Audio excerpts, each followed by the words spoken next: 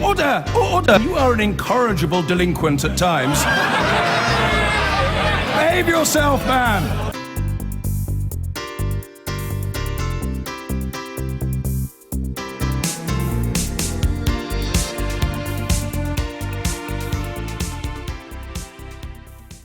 First, Labour. And with 2 weeks to go until the result of the Labour leadership contest, the two candidates went head-to-head in a Question Time special last night on BBC One. Here's a quick taste of how the two men, Jeremy Corbyn and Owen Smith, of course, fared. Unless I misunderstood you, you said you would like to see Labour go into the next election saying our party policy is to go back into the EU. Yes.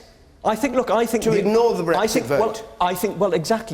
Exactly. Exactly. We need to find out what it is.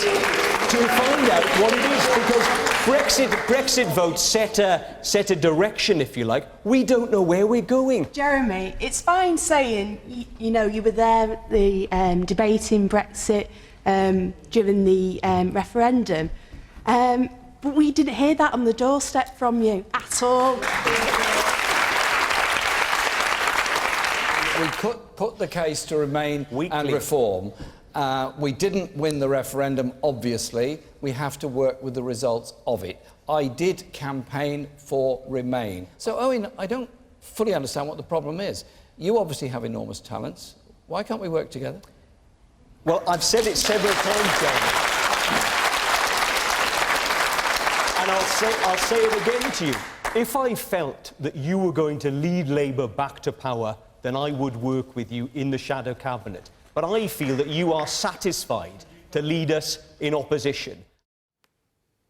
Well, there we go. Gives a bit of a flavour of what happened last night, 2 weeks ago, as you were saying. What did you make of it all?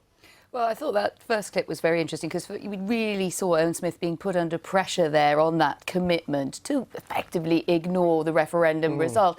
I do think it's odd positioning for him in a party where a third of Labour voters voted out in the referendum. I could see a strong pro-European tack that he should take. I thought Jeremy Corbyn, as we saw there, put him rather on the spot on that. You do have to work with the result, whether you're a Remainer or a Brexiter.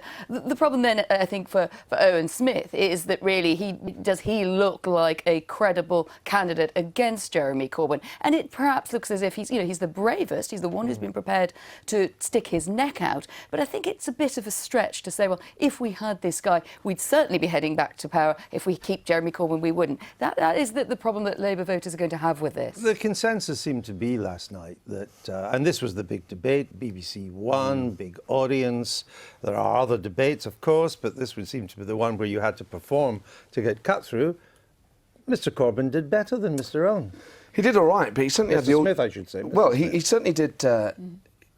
He did well, but he had the audience on his side significantly. And I think one of the most frustrating things as a viewer has been, and I think this is an issue for the BBC and for other broadcasters, is how do you get an audience that is genuinely non-partisan? Because I think if you're opening it up online, people just pretend that they're floating voters or that they're not Corbynistas or not Remainers or Brexiteers. And then from the moment that show started last night, Owen Smith was facing a wall of noise. Now, it's perfectly fine for supporters of both camps to cheer, but the booing that we saw early on, actually, if I didn't have to watch that for work, I'd have turned it off. But maybe the Corbynistas are just more vocal.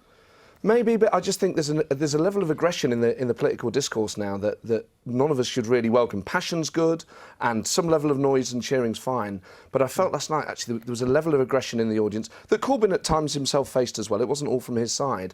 But you got the sense from watching it, I think, as neutral as you possibly can, that Owen Smith was up against it before he'd even opened his mouth. Owen Smith didn't have a breakthrough last night. It wasn't a game changer for him. He's the challenger. You need game changers if you're the challenger. It would be possible to conclude, I would suggest, that it's therefore all over. I should think it is all over. And what will be interesting, sharp intake of breath here to my right, but just briefly, I think that it probably is all over. It feels like the momentum is with Corbyn, and let's be honest, the organisation is far better on the left of the Labour Party than it is, what used to be the right of the party or even the centre of the party. A lot of it has, never mind entryism, there's exitism going on. Exitism? They're not engaging. Is that just outside Exeter? Apparently. I suppose the cynic would say it's a school. Last night was a score squabble over who gets to lose in 2020. Well, I just don't think that that debate will have made any difference whatsoever. I think people's minds were set at the start of the campaign and people joined either to support Corbyn or to support Smith, and then wherever you take the freeze date from, and we've seen the polling, members who were members of the party pre-Corbyn support Smith, those who joined to support Corbyn are still there, and really, you could have had no debates in this contest and it probably wouldn't have affected the outcome. Well, the result will be on the Saturday, the day just before the Labour conference begins in Liverpool on the Sunday.